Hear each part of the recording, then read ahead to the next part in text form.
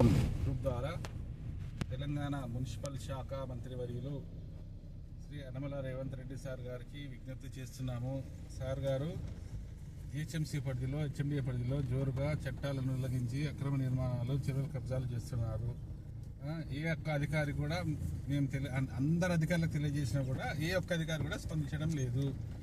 మీరు మళ్ళీ కొత్తగా ఇప్పుడు హైడ్రా కొత్తగా తీసుకొస్తున్నారు. దయచేసి పాత వాటివి అన్ని పరిష్కారం చేసి కొత్త వాటి మీద చూడండి సార్ ఫస్ట్. ఎందుకంటే అక్రమ నిర్మాణాలు చాలా లైట్గా తీసుకుంటున్నారు. అక్కడ ప్రభుత్వ ఆదాయానికి గంటిపడుతుంది. ప్లస్ ఒక జర్నలిస్ట్, ఒక రిపోర్టర్, ఒక మీడియా ప్రతినిధి వాస్తవాలతో తెలియజేసినా కూడా స్పందించడం లేదు. అంటే మీడియా ప్రతినిధి, జర్నలిస్ట్ అంతా చులకన అయిపోయింది అధికారులకు. Media academy chairman Srinivas Reddy సార్కి ఎన్నోసార్లు చెప్పాము, అయినా కూడా ఎలాంటి స్పందన లేదు. ఎవరంటే ముఖ్యమంత్రి దృష్టికి తీసుకెళ్తాము అంటారు. దయచేసి మళ్ళీ చెప్తుంది రాసంకల్పం ముఖ్యమంత్రి గారు అండ్ మున్సిపల్ శాఖ మంత్రి గారు మీరే కాబట్టి దయచేసి ట్విట్టర్లో చూడండి. నిత్యం ఎన్ని వందల ఫిర్యాదులు వస్తున్నాయి. వాటికి దృష్టి పెట్టండి సార్. అప్పట్లో కృష్ణమోహన్ రాసంకల్పం.